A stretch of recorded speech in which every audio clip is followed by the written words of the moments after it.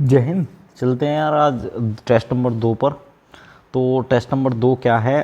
पहला क्वेश्चन दे रखा है, इसमें सीधा सीधा सा क्वेश्चन है कि हर्षवर्धन की बहन राज्यश्री का विवाह किसके साथ हुआ था। ठीक है, क्वेश्चन समझ में आ गया होगा कि हर्षवर्धन की बहन राज्यश्री का विवाह किसके साथ हुआ था। तो अगर आपसे पूछा जाए हर्षवर्धन की बहन राज्यश्री का विवाह किसके साथ हुआ था, तो आंसर बताओ क्या होगा इसका। समझ आ गया होगा क्वेश्चन तो। ठीक है, हर्षवर्धन की बहन का विवाह किसके साथ हुआ, तो आंसर है इसका मौखरी नरेश गृहवर्मा के साथ जो है इसका विवाह हुआ था। ठीक है, किसके साथ? मौखरी नरेश गृहवर्मन या गृहवर्मा के साथ इसका हुआ था। गृहवर्मन मालवा के राजा के साथ एक बार इसका युद्ध हो रहा था देवगुप्त से। ध्यान रखना किससे? देवगुप्त। तो देवगुप्त से जब इसका युद्ध हो रहा था तो देवगुप्त ने इसकी जो है क्या कर दी थी, हत्या कर दी थी। बाद में क्या हुआ था कि हर्षवर्धन की बहन जो है राज्यश्री वनों में चली गई थी और बौद्ध भिक्षु दिवाकर की सहायता से जो है हर्षवर्धन ने फिर अपनी बहन को ढूंढ निकाला था। ठीक है, तो ये इस तरीके से पहला क्वेश्चन हो गया आपका। दूसरा क्वेश्चन है कि निम्न में से कौन सा सही सुमेलित नहीं है। तो सही सुमेलित नहीं है कर्पूर मंजरी किसके द्वारा लिखी हुई है। तो कर्पूर मंजरी देखो, मुद्रा राक्षस विशाखदत्त ने लिखी है, सौरदानंद अश्वघोष ने लिखी है, मालविक अग्निमित्रम कालिदास ने लिखी है। तो जो है कर्पूर मंजरी किसके द्वारा जो है नहीं लिखी, ये हर्ष इसका जो है आंसर नहीं है। तुमसे ये पूछे कि कर्पूर मंजरी किसके द्वारा लिखी हुई है, तब ये बताना कि राजशेखर। किसके द्वारा? राजशेखर के द्वारा लिखी हुई है। क्लियर है? संस्कृत के नाटक था ये। मानव द्वारा सबसे प्रयुक्त सबसे पहली बार जो यूज़ की गई धातु थी, अगर आपसे पूछा जाए तो मानव ने सबसे पहले जो यूज़ की है धातु उसका नाम क्या है? तांबा।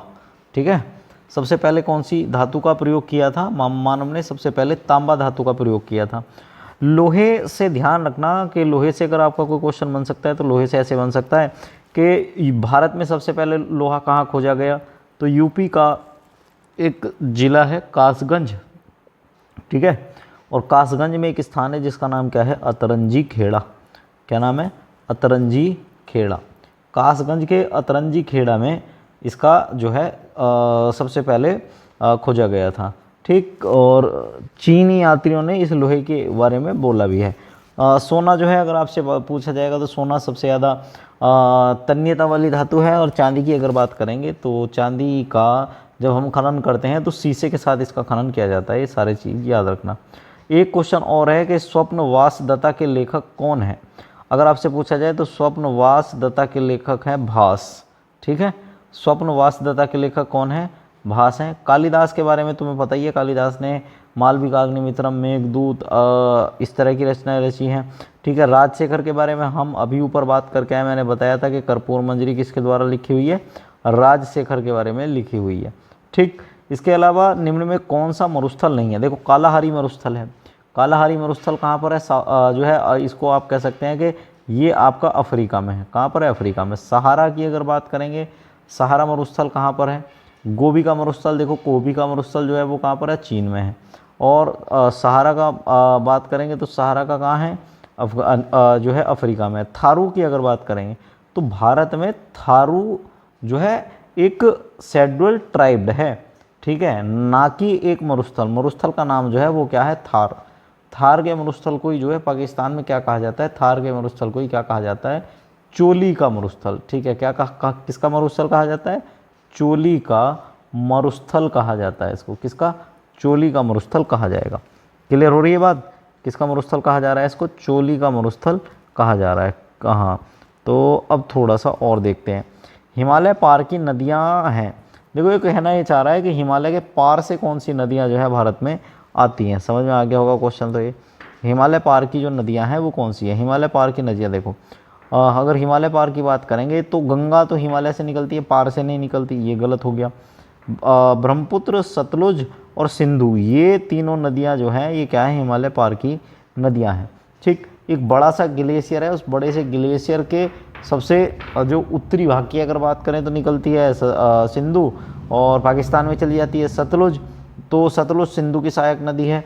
और सतलुज पर आपको पता भी होगा कि एक बैराज बना हुआ है जिसका नाम क्या है? हरि के बैराज, ठीक है, क्या बना हुआ है, हरि के बैराज बना हुआ है, ठीक। और सिंधु हो गया। ब्रह्मपुत्र की अगर बात करेंगे, ब्रह्मपुत्र 3 देशों में बहती है, कौन कौन से में, एक तो निकल तो कहाँ से रही है, चीन से निकल रही है, फिर कहाँ है आ रही है, भारत आ रही है, और उसके बाद फिर चली जा रही है कहाँ पर, बांग्लादेश में, ठीक है, बांग्लादेश में जा रही है। तो ये ध्यान रखना, सारा का सारा ये याद करते चलना साथ के साथ जितना मैं बोल रहा हूँ। कभी फिर कहोगे सही नहीं हो पाया और हमें याद नहीं रुक रही चीज़ें, ये है वो है, तो पहले ही बोल दे रहा हूँ मैं कि तुम्हें पढ़ते हुए चलना है, ठीक, क्योंकि इसी से आगे तुम देखना कि कितने सारे क्वेश्चन आपके रिपीट होने वाले हैं पेपरों में। जब आप पेपर दोगे तो तुम्हें लगेगा कि सारे क्वेश्चन पढ़े हुए आ रहे हैं, ठीक। स्वेज नहर के दोनों सिरों पर स्थित पतन युग्म है, बड़ा अच्छा क्वेश्चन है कि स्वेज नहर जो है, स्वेज नहर के मान लो ये स्वेज नहर है, तो ये कहना चाह रहा है कि इसके इस कोने पर क्या है, इस कोने पर क्या है, ठीक है। बताओ, ये वाला क्वेश्चन जो है बहुत इंपॉर्टेंट क्वेश्चन है। बताइए आपकी क्या ध्यान रखेंगे कि यहाँ पर पाताल तोड़ कुएँ पाए जाते हैं, इसका 90% भाग मरुस्थलीय है। इसके अलावा यहाँ पर ये वाला जो भाग है इसका, इसको क्या कहेंगे, महान विभाजक, ग्रेट डिवाइडिंग रेंज, महान विभाजक श्रेणी। मोस्टली जनसंख्या इसकी उत्तर की पूर्व की दिशा में निवास करती है, ठीक है। ये आपका कुक और तस्मांजल संधि है। कुक और तस्मांजल संधि के साथ साथ यहाँ पर आपका ये आ जाएगा न्यूजीलैंड, ठीक, क्लियर है। सबसे कम जो भ्रष्टाचार और सबसे कम आप ये कह सकते हैं बेरोजगारी की दर है, वो कहाँ पर है दुनिया में, वो है आपकी न्यूजीलैंड में, ठीक, अभी तक के आंकड़ों के हिसाब से। भारतीय संविधान का स्रोत कौन है, भारतीय संविधान का स्रोत कौन है, भारत के लोग हैं भाई। भारत का संविधान जो है वो भारत के लोगों से ही तो बना है, जनता का, जनता के लिए, जनता द्वारा, याद आया कुछ। तो भारतीय संविधान का जो स्रोत है वो कौन है, भारत के लोग हैं। दीन बंधु के नाम से कौन विख्याता है, दीन बंधु के नाम से कौन विख्याता है, ठीक है। तो दीन बंधु की अगर बात करेंगे, दीन बंधु के नाम से कौन है, तो आंसर आ जाएगा ये CF एंड्रूज। देश बंधु की बात नहीं आ रही, देश बंधु किसको कहा जाता है, ये तो चित्तरंजन दास को कहा जाता है। बट कन्फ्यूजन के लिए ही मैंने ये क्वेश्चन डाला था कि दीन बंधु किसको कहा जाता है, तो दीन बंधु किसको कहा जाएगा, CF एंड्रूज को कहा जाएगा। किसको कहा जाएगा, CF एंड्रूज को कहा जाएगा। व्यक्तिगत सत्याग्रह किसके द्वारा शुरू किया गया, विनोबा भावे के द्वारा शुरू किया गया। विनोबा भावे को प्रथम सत्याग्रही को चुना गया था। दूसरा सत्याग्रही कौन था, ये बढ़िया क्वेश्चन है कि दूसरा सत्याग्रही कौन था, तो जवाहरलाल नेहरू को इसका दूसरा सत्याग्रही चुना गया था, क्लियर है। अगला क्वेश्चन क्या है, भारतीय संविधान की प्रारूप समिति या मसौदा समिति के अध्यक्ष कौन थे, तो प्रारूप समिति या मसौदा समिति के अध्यक्ष कौन थे, डॉक्टर BR अम्बेडकर। कुल मिला के सदस्य कितने थे इसमें, 7 सदस्य थे। भारतीय संविधान की प्रारूप समिति के सदस्य नहीं थे, तो राजेंद्र प्रसाद जो है प्रारूप समिति के अध्यक्ष नहीं थे। गोपालचारी अयंगर, अल्लादी कृष्णस्वामी, BR अम्बेडकर, ये क्या हैं, इसके सदस्य थे। और चलो एक क्वेश्चन तुम बताओ, कमेंट करो और इसमें बताओ कि आपसे पूछा जाएगा कि प्रारूप समिति जो ड्राफ्ट कमेटी है, ड्राफ्ट कमेटी कौन सी तारीख में बनी थी, ये भी कई बार आया हुआ क्वेश्चन है। संविधान सभा में सभी निर्णय किस आधार पर लिए गए थे। देखो, संविधान सभा की एक सबसे खास बात ये रही थी कि संविधान सभा में अगर वोट डलवाते ना, तो वोट डलवाने से क्या होता है कि एक पक्ष उसके विरोध में रहता है और एक पक्ष उसके जो है समर्थन में। तो क्या होता कि मान लो विरोध वालों की सरकार आती तो फिर उसको वो बदलते, और समर्थन वालों की सरकार आती तो फिर उसमें कुछ ऐसा गड़बड़ कर सकते थे। तो हमारे संविधान की सभा की सबसे बढ़िया क्वालिटी ये रही है कि संविधान सभा में वोट नहीं हुए, इसमें क्या हुआ है, सहमति और समायोजन से, सहमति से और समायोजन से क्या हुआ है, सहमति से और समायोजन से संविधान सभा में निर्णय लिए गए थे, ठीक है। ये बात कही थी अंबेडकर ने और महात्मा गांधी ने कि इसमें वोटिंग नहीं करानी, अगर वोटिंग करा लोगे तो क्या हो जाएगा, एक पक्ष जो है कमज़ोर पड़ जाएगा। तो इसमें वोटिंग ना करके सबकी सहमति जरूरी थी, तो सहमति और समायोजना से क्या हुआ था, निर्णय लिए गए थे। भारत के संविधान निर्माताओं ने न्यायिक पुनराविलोकन के विचार को ग्रहण किया था। न्यायिक पुनराविलोकन की अगर बात करेंगे तो न्यायिक पुनराविलोकन हमने कहाँ से ग्रहण किया है, अमेरिका से। कहाँ से, अमेरिका से, ठीक। न्यायिक पुनराविलोकन आप समझते ही हैं क्या है कि एक बार किसी जजमेंट को दे दिया जाए तो उस जजमेंट को दोबारा से क्या किया जा सकता है, चैलेंज किया जा सकता है और उस पर दोबारा जजमेंट दिया जा सकता है। ऐसे कई मामले भारत में हुए हैं, आपने पढ़े भी होंगे कि संवैधानिक पीठ में कई बार, जैसे आपने पढ़ा भी होगा कि केशवानंद भारती वर्सेस भारत संघ केस जो हुआ था 1973 में, तो उसमें क्या कहा गया था, उसमें ये कहा गया था कि प्रस्तावना संविधान का अंग है। बट इसी से पहले अगर आप देखो बेरुवारी एक केस हुआ था, तो बेरुवारी केस में क्या कहा गया था, प्रस्तावना भारत के संविधान का अंग नहीं है। तो ये एक अच्छा एग्जाम्पल हो सकता है न्यायिक पुनराविलोकन का। ठीक है, न्यायिक पुनराविलोकन हमने ग्रहण कहाँ से किया था, तो आंसर आ जाएगा अमेरिका से ग्रहण किया था।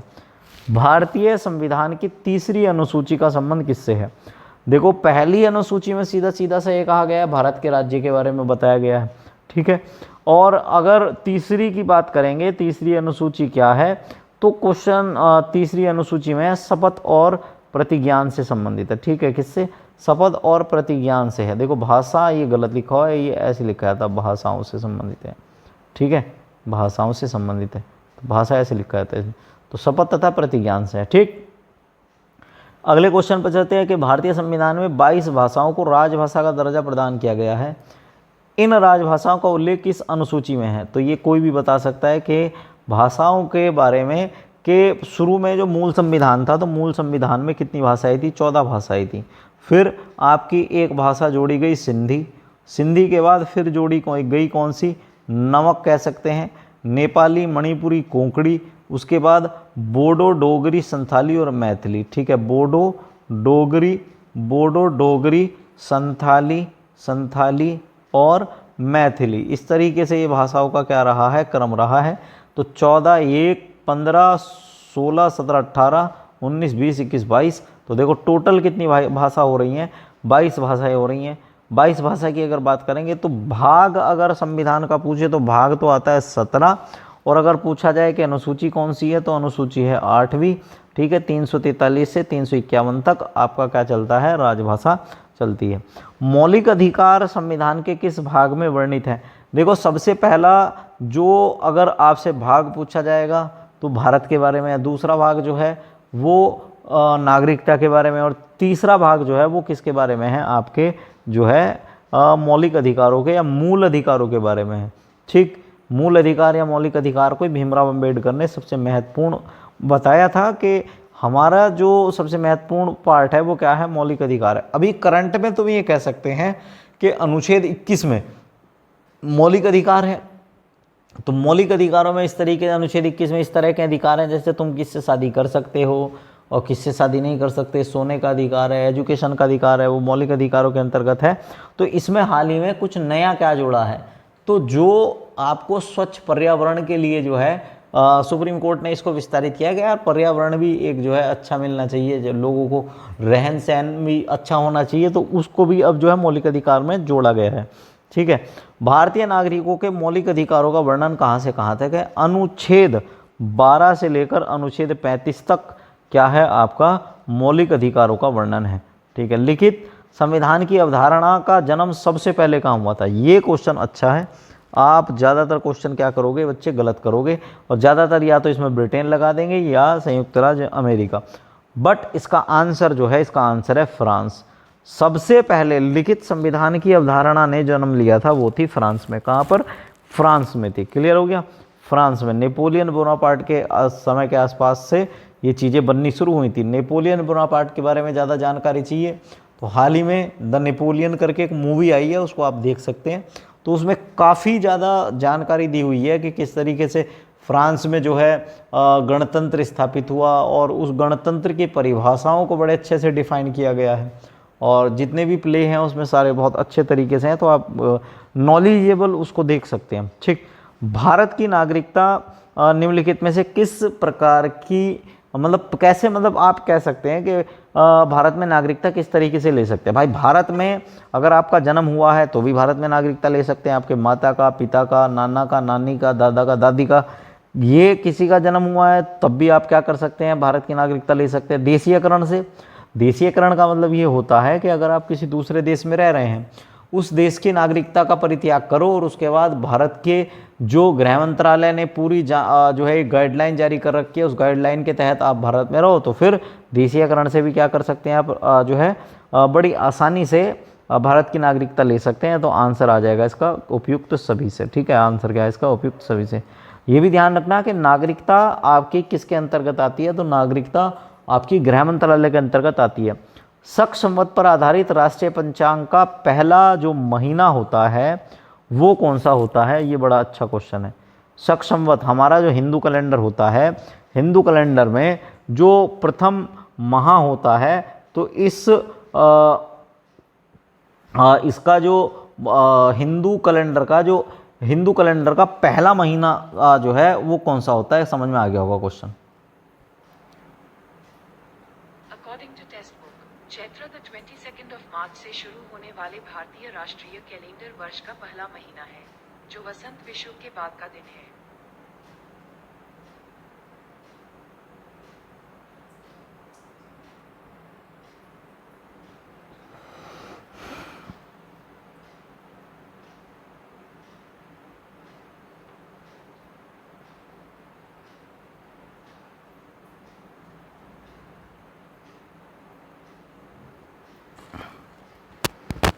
ठीक है, चार ऑप्शन देख लिए, बताओ क्लियर है। यहाँ पर शक संवत पर आधारित प्रथम पंचांग मास क्या होता है, ये क्लियर हो गया। तो आंसर क्या है इसका, चैत्र। 22 मार्च 1957 को राष्ट्रीय पंचांग आपने अपनाया था, क्लियर। इसके बाद 17वीं समांतरण रेखा किन दो देशों के बीच है, मैंने बताई दिया, उत्तर कोरिया और दक्षिण कोरिया के बीच। ठीक, इसके अलावा भारत का भ्रमण करने वाला पहला यात्री कौन था, तो पहला यात्री था फाहियान, दूसरा था वेनसांग, तीसरा था इत्सिंग। ठीक है, वेनसांग आया था हर्षवर्धन के समय, फाहियान आया था जो है ये आया था गुप्त काल मौर्यों के समय।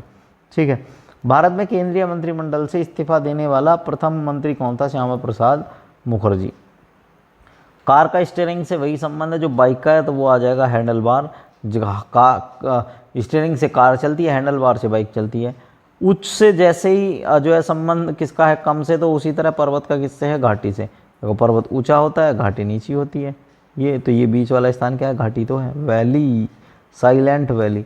रमन ने अनंत से कहा, परसों मैं अपनी दादी की पुत्री के एकमात्र, मैंने अपनी दादी की पुत्री, तो दादी की क्या है, दादी की पुत्री का बोल रहा है ये भाई, पुत्री का भाई, तो इसका मतलब दादी का लड़का को पढ़ाया। रमन ने किसे पढ़ाया, तो इसका हो गया पुत्र, तो रमन ने अपने पिताजी को पढ़ा दिया। रमन ने किसको पढ़ा दिया, अपने पापा को पढ़ा दिया। ठीक है, तो रमन ने अपने पापा को पढ़ा दिया। दादी की पुत्री के एकमात्र भाई को पढ़ाया, रमन ने किसे पढ़ाया, तो रमन ने अपने पिता को पढ़ाया। दी हुई समरूपता के आधार पर नहीं दिया गया शब्द अक्षर या युग्म, अक्षर युग्म याद करें। जैसे स्टैच्यू, स्कल्पटर होता है, तो सिम्फोनी क्या होता है, तो अगर आपसे पूछा जाए सिम्फोनी के बारे में, तो ये तो म्यूजिशियन के आगे वो लाइन ड्रॉ नहीं होती वो, तो उसको ही तो कहते हैं सिम्फोनी। तो समझ में आ गया होगा कि इसका आंसर क्या हो गया, म्यूजिशियन हो जाएगा सिम्फोनी। ठीक है, स्टैच्यू स्कल्पटर होता है, तो सिम्फोनी का होता है म्यूजिशियन। ठीक, ऐसे ही एक कोड प्रणाली में रीता को SJU भी लिखा है, तो CUBA को क्या लिखेंगे, रीता को क्या लिखा है, रीता को लिखा है आपका SJUB। क्लियर, देखो समझो इसमें क्या कर रखा है कि जैसे रीता है, तो रीता को क्या लिखा है, SJUB। तो इसमें क्या क्या कर रखा है, इसमें +1 कर रखा है। जैसे +1 करेंगे RSIJTUAB, तो इसमें क्या हो जाएगा, CD।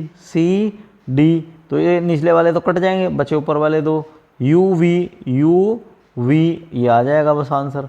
BCAB, तो आंसर क्या बन गया इसका, B बन गया। क्लियर है, आंसर क्या बन गया इसका, B बन गया। एक एक जोड़ रखा था, आसान था ये तो। संख्याओं का वह संयोजन चुने जिसके अनुसार अक्षरों को व्यवस्थित करने पर अंग्रेजी का एक सार्थक क्रम बनाया जा सके। ठीक है, अंग्रेजी का एक सार्थक क्रम बनाया जा सके। ठीक है, इसमें देखते हैं क्या इससे कोई बन सकता है क्या, 5 3 6 1 2 4, B 3 क्या है, E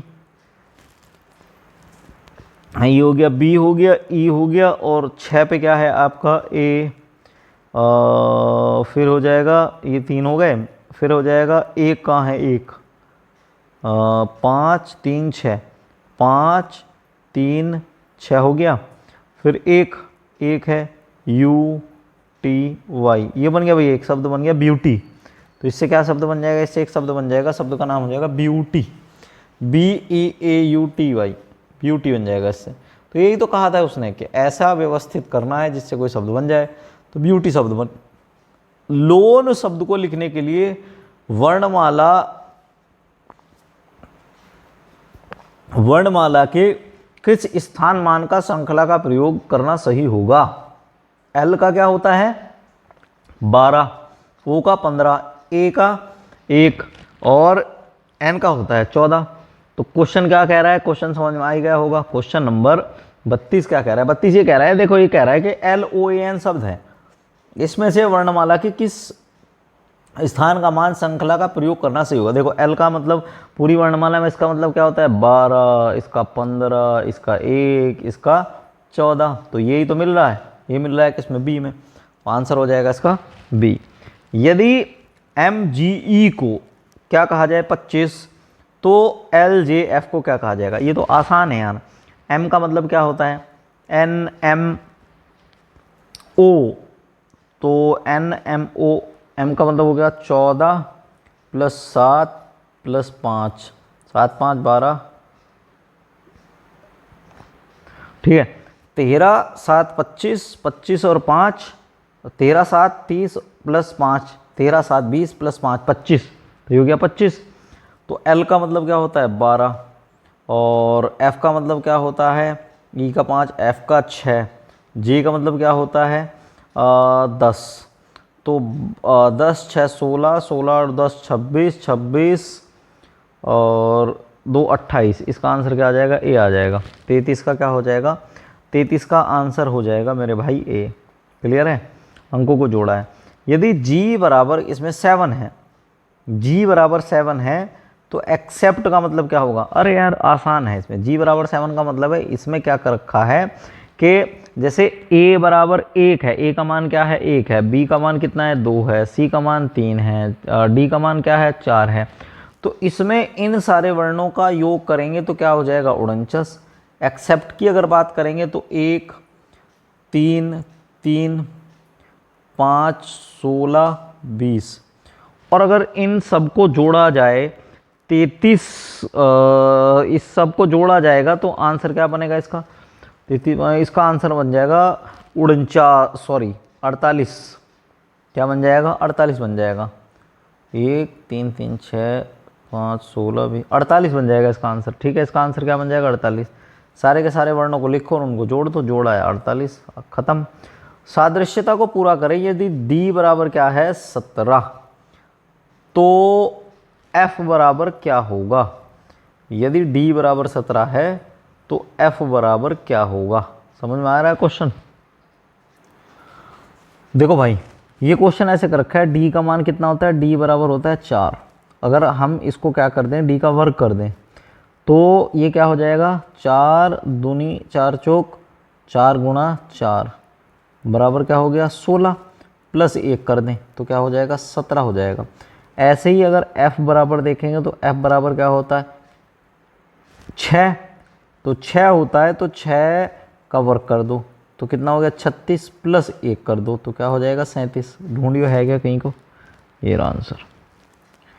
किसी कूट भाषा में कैरी को ये लिखा जाता है XZIIB,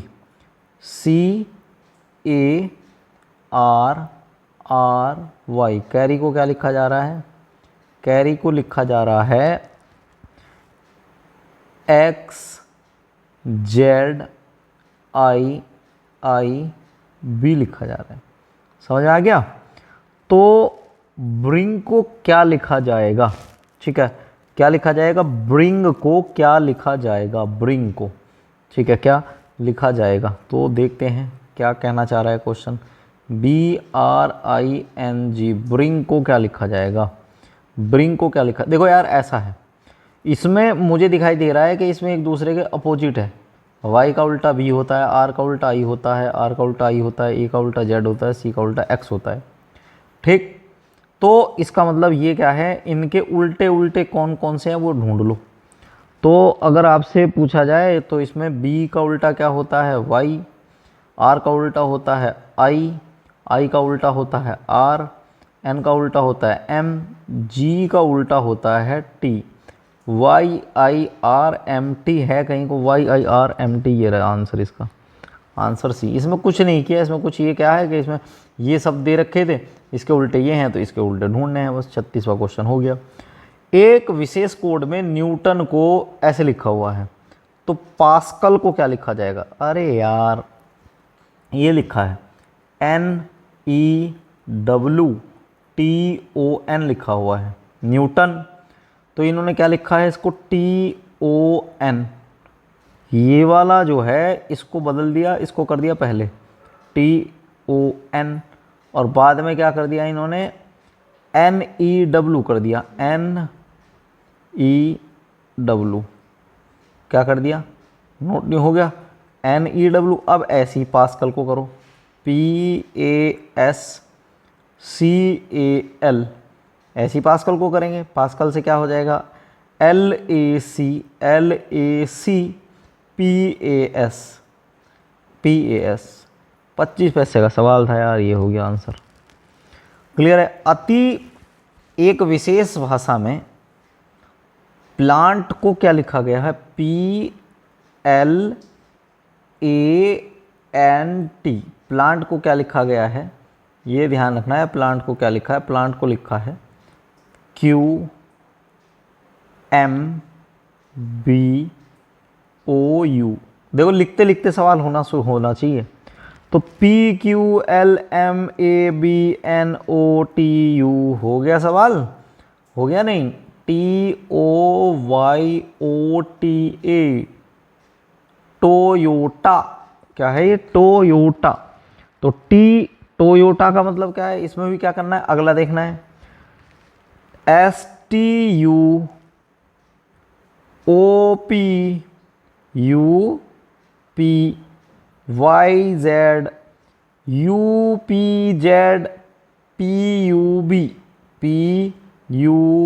है कहीं को? UPZ एरा, +1 आसान हो गया। क्लियर है? यदि बीरबल को क्या लिखा जा रहा है? बीरबल को, ठीक है, किसको लिखा जा रहा है? बीरबल को। क्वेश्चन है ये, यदि बीरबल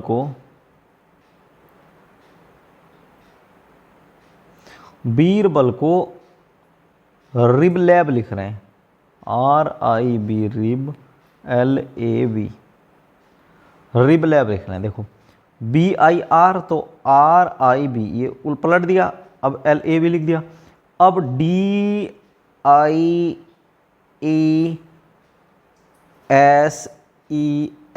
डीजल है। डीजल को क्या करना है? डीजल को क्या करना है? तो EIDLES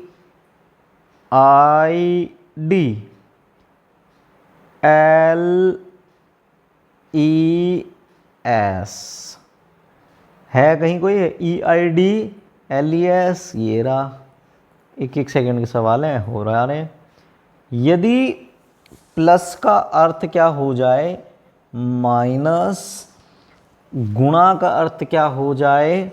गुणा का अर्थ हो जाए भाग, भाग का अर्थ हो जाए प्लस, प्लस का अर्थ हो जाए माइनस, तब गुणा गुणा है, तो माइनस का मतलब क्या है? गुणा है, तब इनका मान ज्ञात करना है।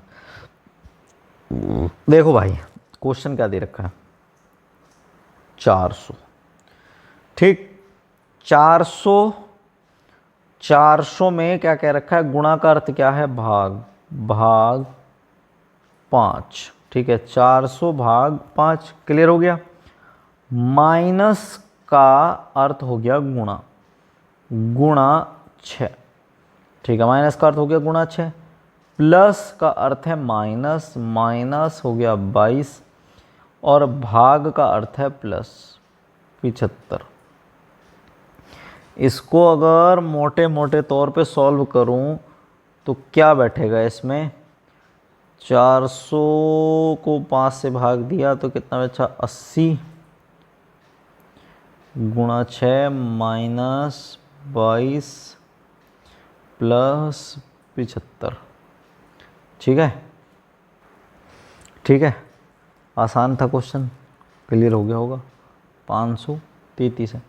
अरे यार 5 से इसको भाग दे दी, फिर ऐसी एक वो आता है ना, सबसे पहले क्या करते हैं, भाग करते हैं, फिर गुणा करते हैं, फिर क्या करते हैं, जोड़ करते हैं, फिर घटा करते हैं। ये तो सबको पता ही होगा, ब्रैकेट खोलते हैं सबसे पहले, तो उसके आधार पे किया हुआ है ये 533। क्वेश्चन नंबर 41 क्वेश्चन क्या कह रहे हैं, अंकगणितीय संकेतों के निम्नलिखित अर्थों में से कौन सा अर्थ लागू करके ये संख्या दे रखी है का मान 40 हो जाएगा। इसमें से ऐसा क्या लागू कर दें कि इनका मान क्या हो जाए, 40 हो जाए। इनमें से क्या लागू कर दें कि इनका मान 40 हो जाए। ठीक, 41।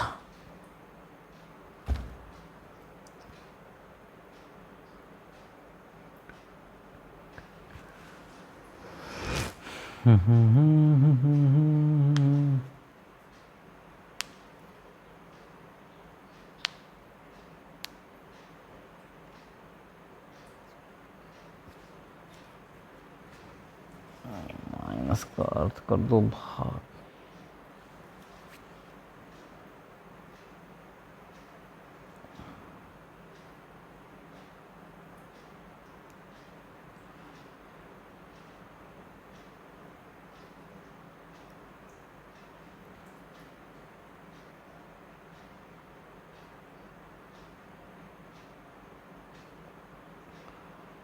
माइनस का अर्थ कर दो भाग, गुणा का अर्थ कर दो प्लस।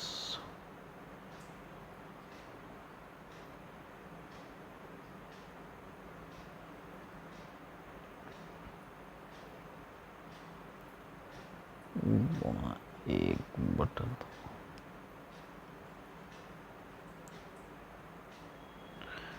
गुणा 1/2।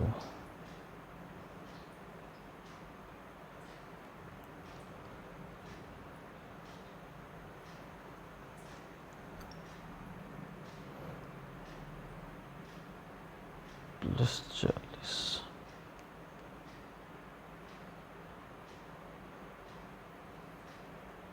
भाग 40।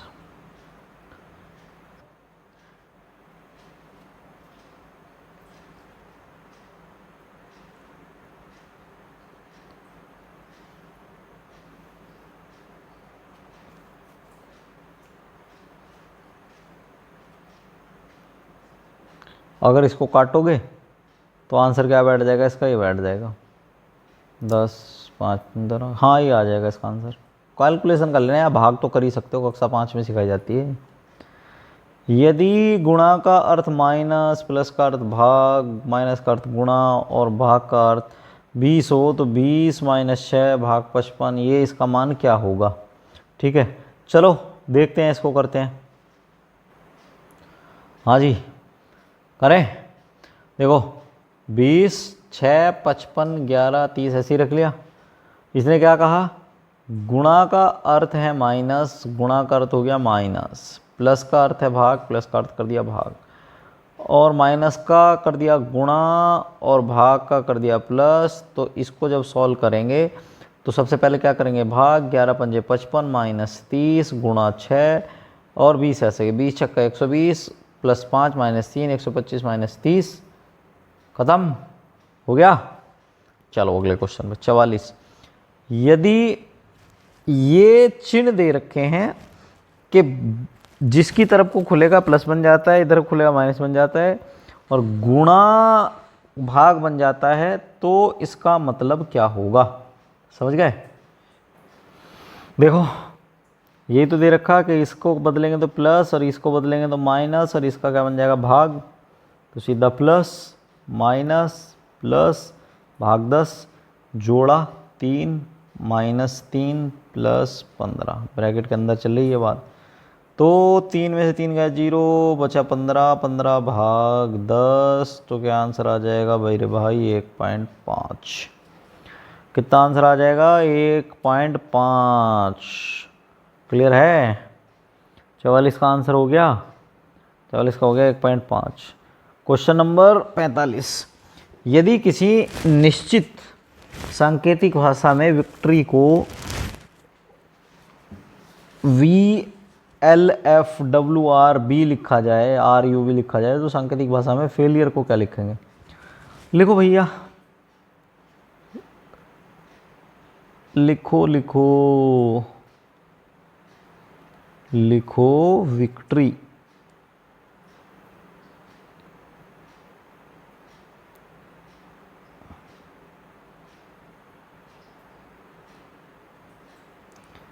VICTORY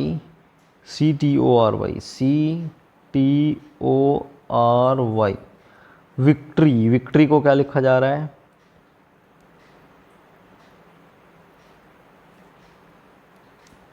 YLFWRUB, ये तो लिखा जा रहा है। V बोले तो 22, C बोले तो 3, T बोले तो 20, O बोले तो 15, R बोले तो 18, Y बोले तो कितने होते हैं? Y का मतलब कितना होता है? 25। ठीक है। I का मान अगर आपसे पूछा जाए कितना होगा? E जो T इसका।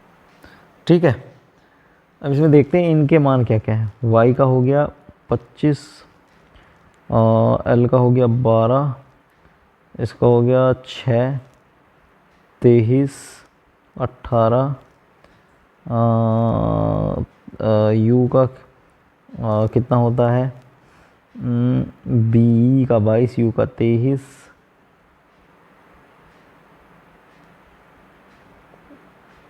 देखोगे 2। तो इसमें क्या क्या किया हुआ है?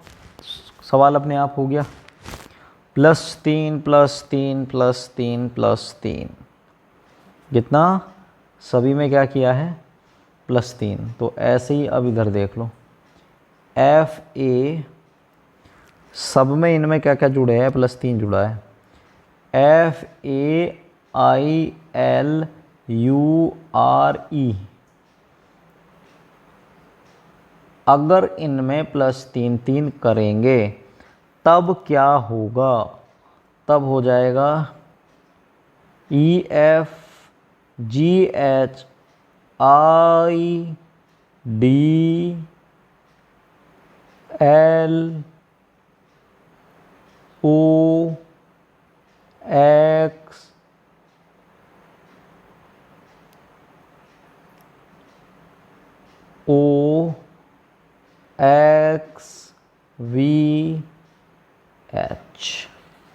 देख लो, ई का मतलब कितना होता है? 5 +3 8, 18, 18 और 3 21।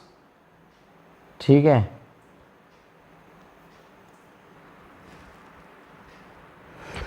यदि किसी निश्चित भाषा में फेमस का कूट JWPLWQ हो जाए तो मिरेकल का क्या होगा?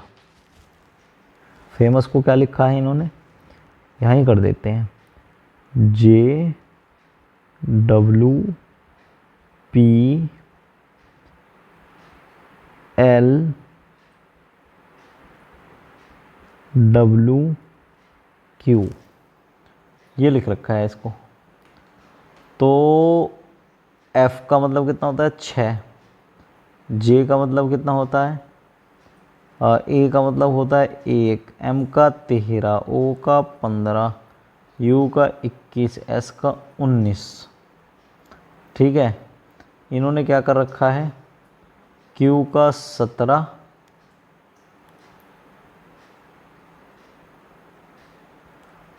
और P का 16, L का 12, W का कितना होता है? देखो इन्होंने क्या कर रखा है, इन्होंने कर रखा है FAMOUS, इसमें अगर +4 कर दें, ठीक, और फिर -4 कर दें तो क्या बन जाएगा, JW। अगर अब +3 -3 कर दें तब क्या बन जाएगा, PL। ठीक, इसके बाद +2 -2 कर दें तो क्या बन जाएगा, WQ। ऐसे ही अब इसको मिरेकल को कर लेंगे, MIRACLE, मिरेकल, +4 -4 +3 -3, फिर +2 -2, 2 2 4 2 6, फिर +1 -1। अगर यही वाली कंडीशन देखेंगे तो 46 में क्या बन जाएगा, फिर बन जाएगा आपका QEUXJF। ठीक है, क्योंकि 13 4 17, इसका -5 होता है, 5 पे आता है E। ठीक है, मैं 5 पे क्या आएगा, E आएगा। ठीक, तो ये आ जाएगा इसका आंसर। दोबारा बता रहा हूँ, देखो क्या हुआ, इन्होंने क्या कर दिया इसमें, इन्होंने ऐसे कर दिया, +4 -4 +3 -3 +2 -2, ऐसे ही हम कर देंगे इनमें। ठीक है, क्या करेंगे, 1 2 3 4 5 6 दे रखा, 2 ये हो गया। अब मिरेकल दे रखा, 2 4 6 7 का रखा, +4, ठीक है, -4 +3 -3 +2 -2 +1, बस हो गया ना FI। तो क्लियर। अव्यवस्थित अक्षरों को उनके स्वाभाविक क्रम में पुनः व्यवस्थित करें और संगत चुनें। ठीक है, मतलब ये अलग अलग तरीके से दे रखे हैं और इनसे पूछा जा रहा है कि क्या कोई शब्द बन सकता है। 47वां क्वेश्चन ये है, क्या कोई शब्द बन सकता है। 47 क्या बन सकता है क्या भैया, FIELD बन गया, FIELD बन गया जी, फील्ड बन गया, आंसर हो गया ये। अव्यवस्थित अक्षरों को उनके स्वाभाविक क्रम में पुनः व्यवस्थित करें और असंगत चुनें। स्टॉप, DRIOA, ड्रैगन, इसमें क्या, अव्यवस्थित अक्षरों को स्वाभाविक क्रम में पुनः व्यवस्थित करें और असंगत को चुनें। मतलब कहने का ये है कि इनमें इसको स्वाभाविक क्रम में लगाना है, ठीक, और फिर इसमें असंगत को क्या करना है, चुनना है, चुनना है।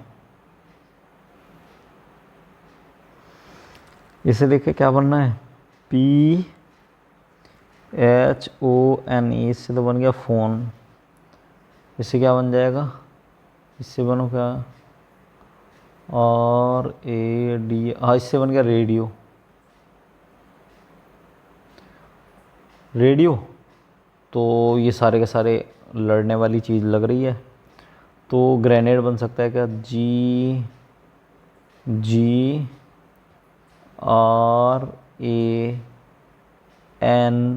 ये बन गया ग्रेनेड। तो ग्रेनेड, रेडियो, फोन, और ये बन गया POST, पोस्ट।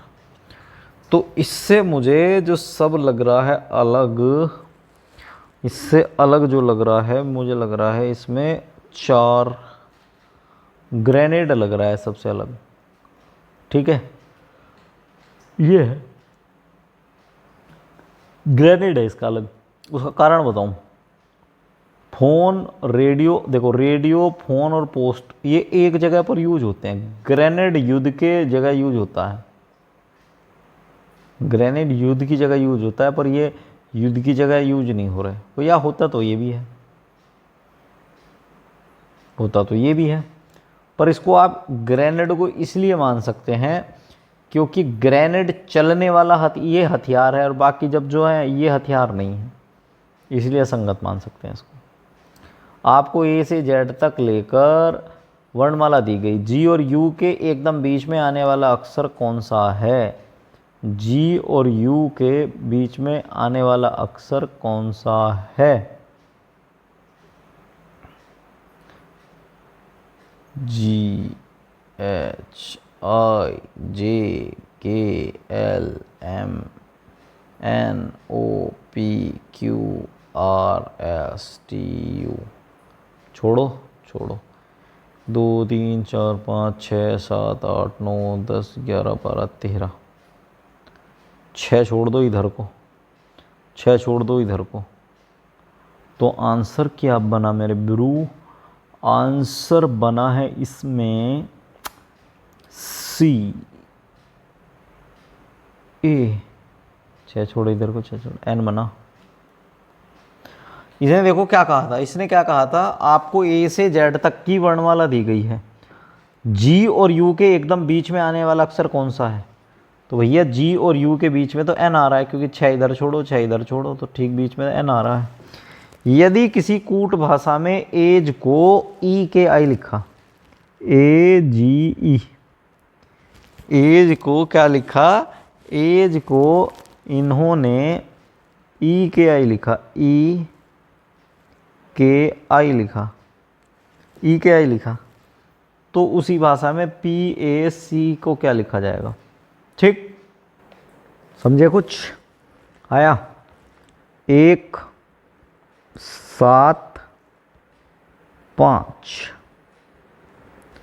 5 11 9 +4 +4 +4 जोड़ा तो P 16 A 1 C 3 E 5 +4 +4 +4 +4 16 4 20 4 1 5 4 3 7 5 4 9 T G sorry क्या बनना है? TEGI बन गया जी, TEGI बन गया।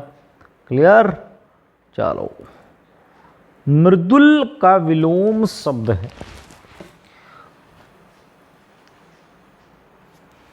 मृदुल का विलोम शब्द क्या है? मृदुल का विलोम शब्द होता है रुक्स।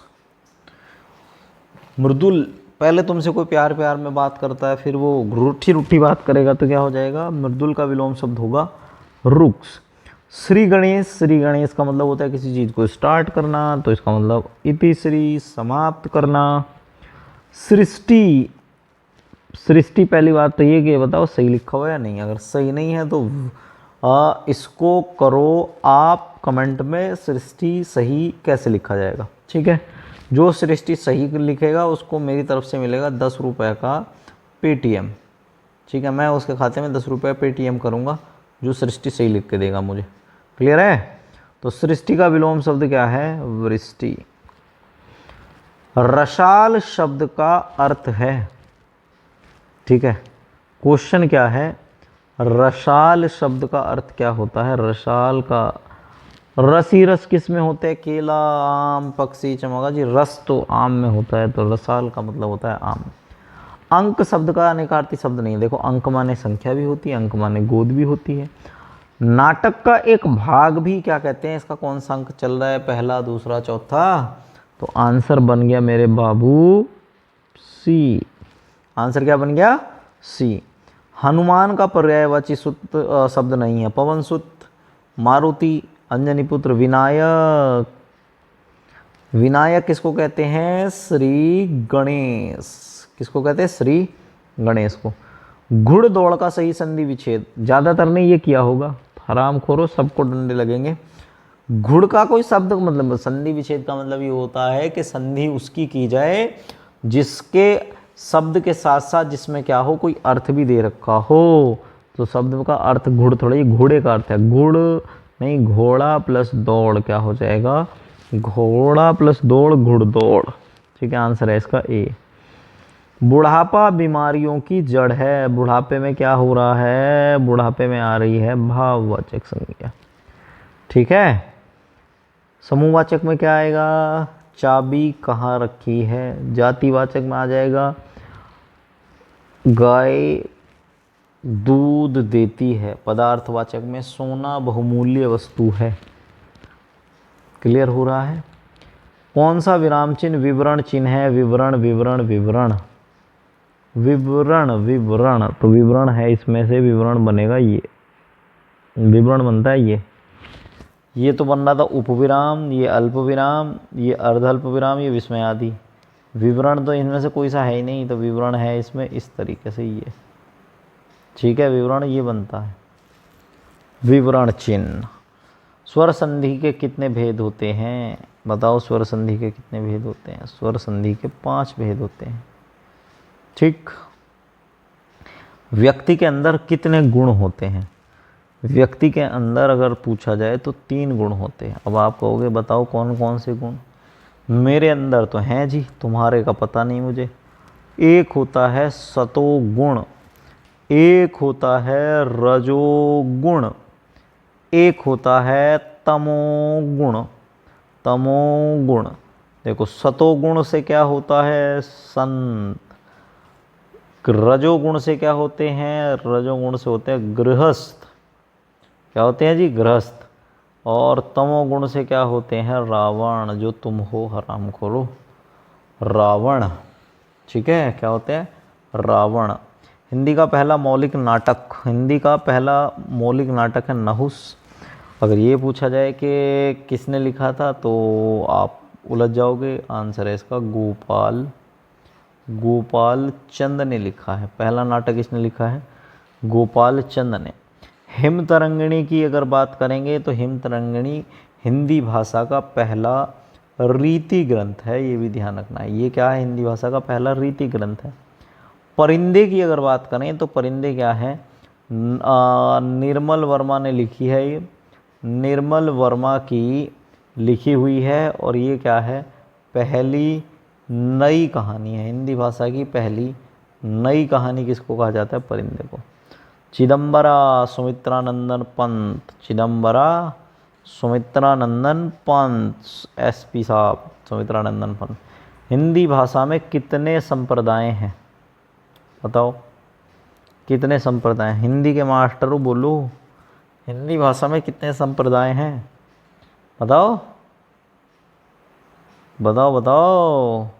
हिंदी भाषा में कौन से गुण नहीं होते, छोड़ दूँ बताऊँ।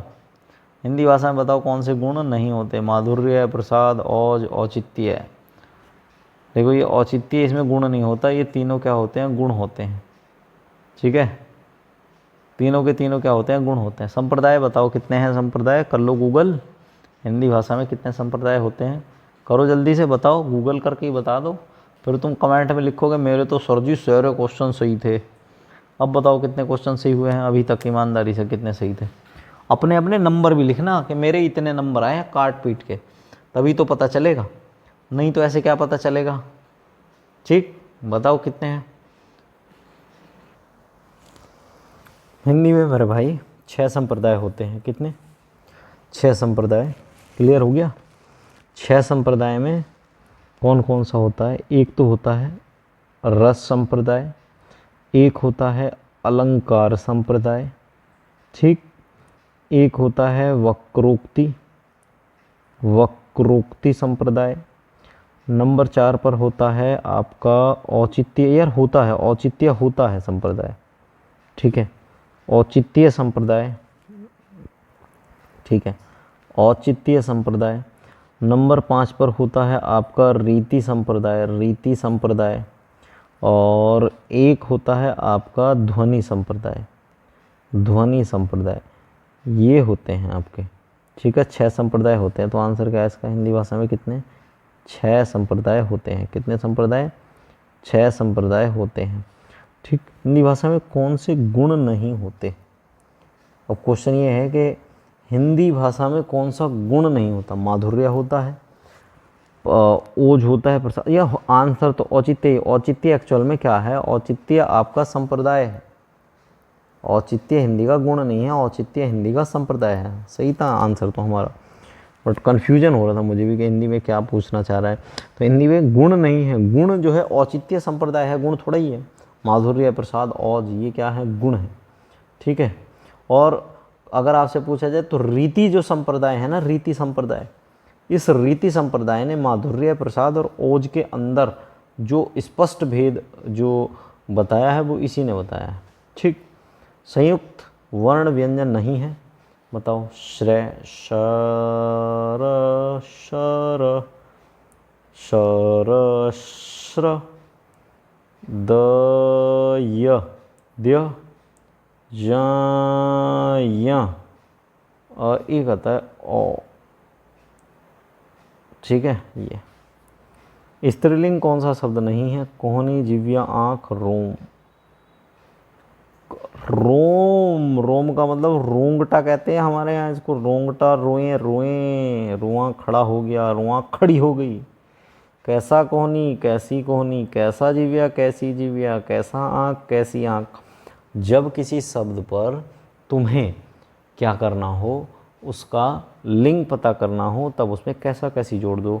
कैसा तो पुल्लिंग, कैसी तो स्त्रीलिंग। कैसा रोम, कैसी रोम, कैसा रोम। आंसर आ गया रोम। कौन सा वर्ण स्त्रीलिंग नहीं है? कौन सा वर्ण स्त्रीलिंग नहीं है? कौन सा वर्ण स्त्रीलिंग होता नहीं है? तो छ जो है वो स्त्रीलिंग नहीं है। ये 3 के 3 जो है वो क्या है? स्त्रीलिंग है। तो आंसर आ गया इसका डी। ठीक है। कौन सा वर्ण वर्गीय व्यंजन नहीं है? तो वर्गीय व्यंजन जो है क से लेकर म तक जो है वो वर्गीय व्यंजन होते हैं। तो स जो है ईचू, यशा, नाम, तालु, श, श, श, ह। तो ये कैसे हैं? आपके बहुत ज़्यादा जिनको बोलने में ऊष्मा बाहर निकले उनको क्या कहा जाता है? ऊष्मीय वर्ण। तो ये कैसा वर्ण है? ऊष्मीय वर्ण है। क्लियर है वैसे भैया? सजातीय स्वर कौन सा है? सजातीय स्वर कौन सा है? सजातीय स्वर कौन सा है? देखो, सजातीय ए प्लस ए बराबर आ, ए प्लस ई बराबर ओ, ए प्लस ओ बराबर ओ, ए प्लस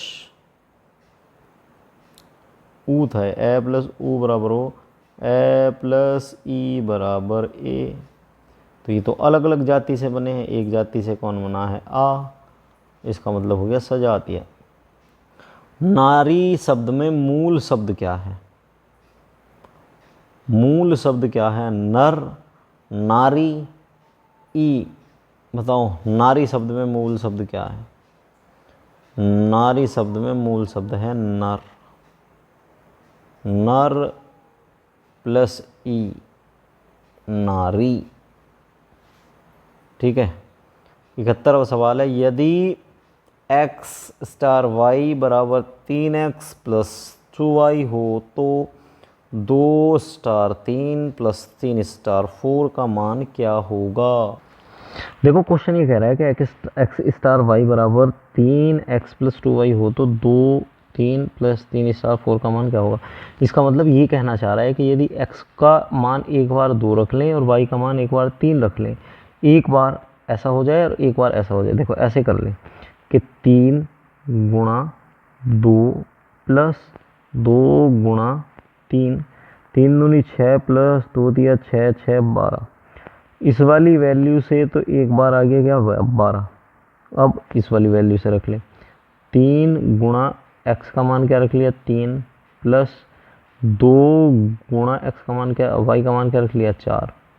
तो 3 तिया 9 प्लस 2 चौक 8, 9 8 17, 17 12 29। आंसर क्या आ गया? 29 आ गया इसका। ठीक। यदि x बटे 5, यदि x बटे 5 बराबर y बटे 8 हो तो x प्लस 5 बटे वाई प्लस 8 का मान क्या होगा। तो ये क्या कह रहा है, x प्लस 5 बटे वाई, x प्लस 5 बटे वाई प्लस 8, वाई प्लस 8 का मान क्या होगा। ठीक है, इसका मान पूछ रहा है और ये दे रखा है। तो इसमें आसान है, इसमें ज़्यादा कुछ कैलकुलेशन करनी। देखो यार, इसको ऐसा कर लो, x बटे 5 बराबर वाई बटे 8 दे रखा है, तो इसमें x बराबर तो हम मान ले रहे हैं 5 के, y बराबर हम मान ले रहे हैं 8 के। अगर इसको सॉल्व करें तो इसको ऐसे इधर देख लो, अब सॉल्व कैसे कर रहा हूँ मैं। तो x की जगह मैंने वैल्यू रख दी 5 के प्लस 5 ऐसा का ऐसा ही, y की जगह वैल्यू रख दी 5, y की जगह हमने क्या माना था 8, इसकी जगह क्या माना था हमने 8 के मान लो, तो ये रख दिया 8 के प्लस 8, ऐसा कैसा ही रख दिया। यहाँ तक समझ में आ गया।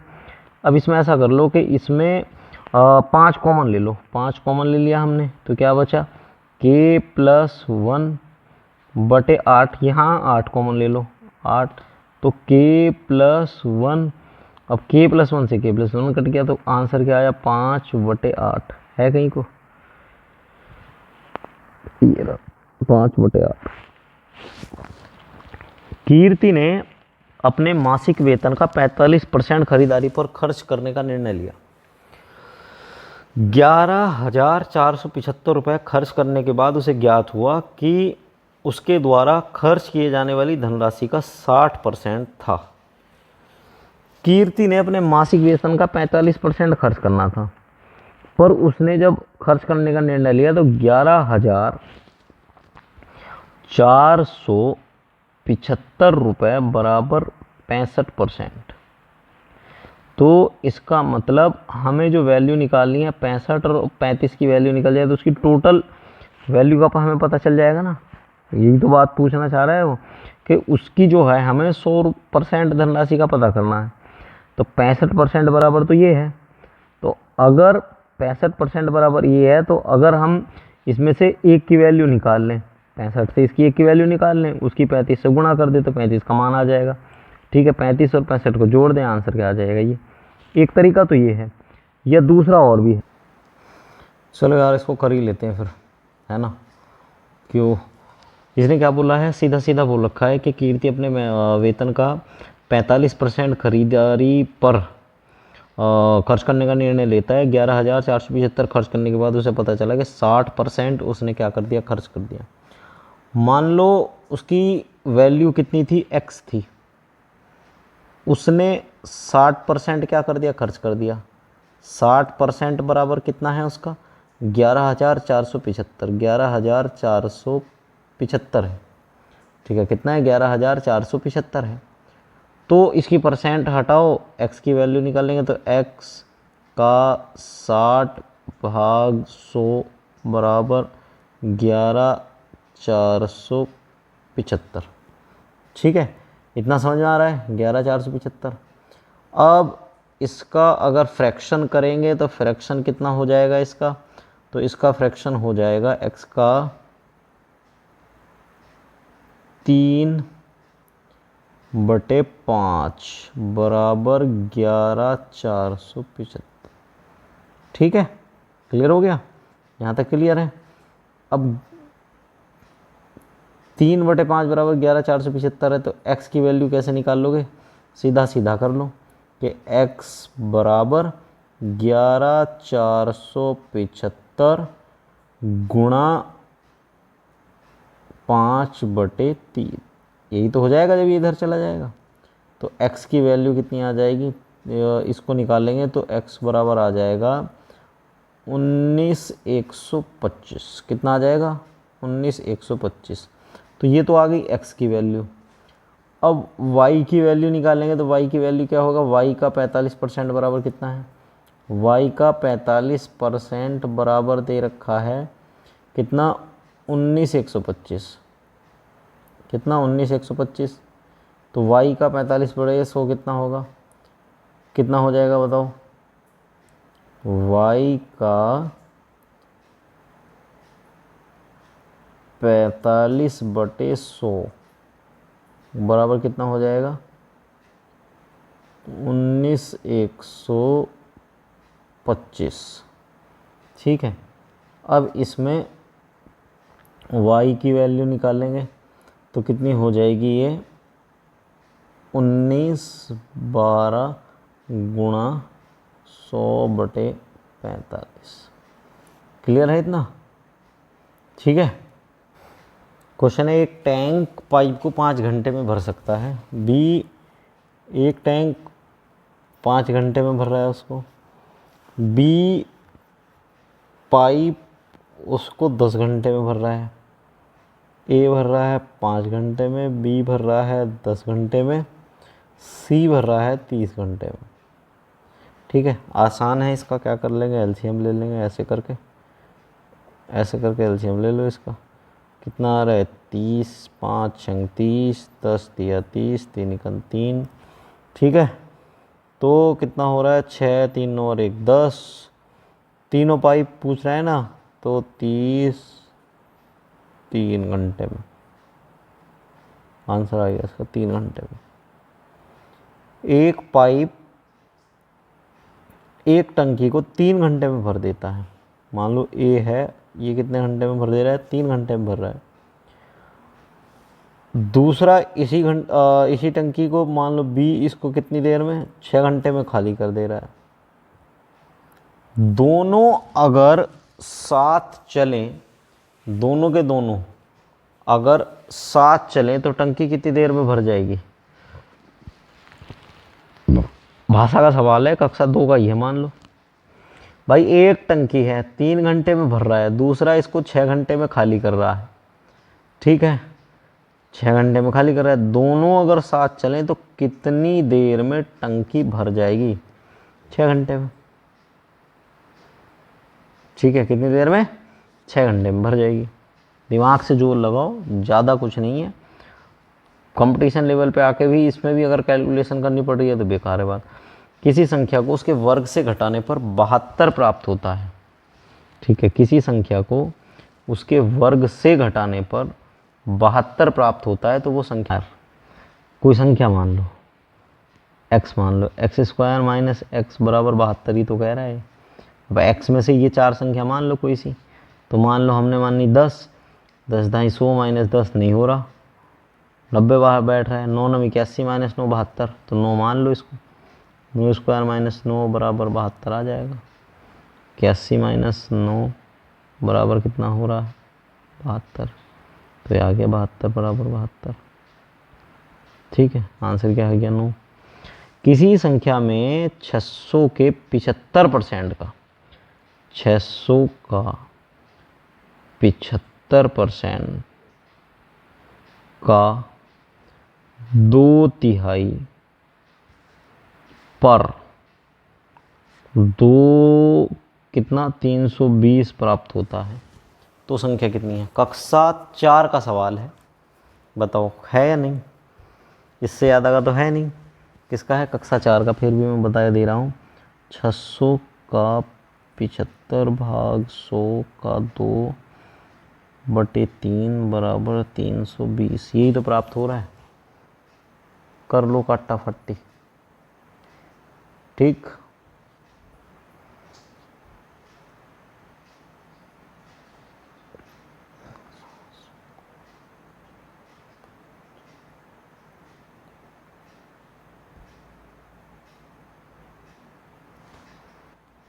दस 20 31 56 70 ये दे रखा है। देखो इसको दोबारा बता रहा हूँ, 600 का 75% का 2/3 में से माइनस 320 कर दिए। अब माइनस कह रहा है तो ये जोड़ दो, क्योंकि हमें क्या करनी है? संख्या प्राप्त करनी है ना।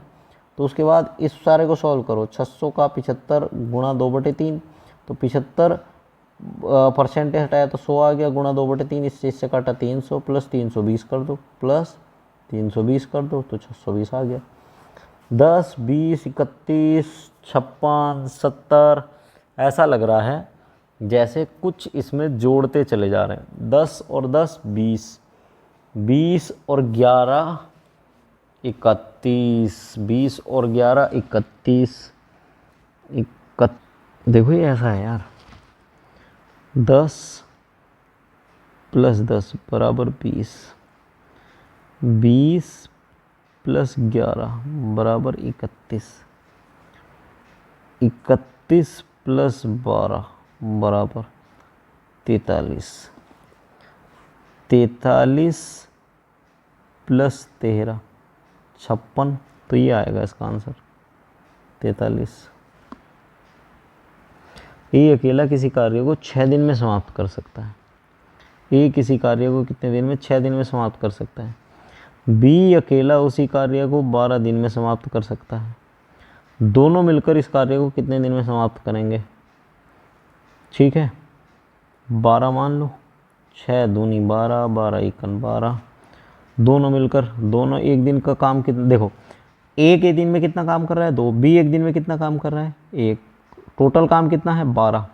तो अब वो कितना है, दोनों अगर मिल के काम करेंगे तो कितने दिन में करेंगे? तो 12 को 2 और 1 3 से भाग कर दो, तो कितने दिन में कर देंगे? 4 दिन में कर देंगे। ठीक है, 80 थे सवाल, ज़्यादा थे, 80 थे। अब बताना तुम्हारे कितने सवाल इसमें टोटल सही हुए, ईमानदारी से बताना। ठीक है, किससे बताओगे? ईमानदारी से बताओगे।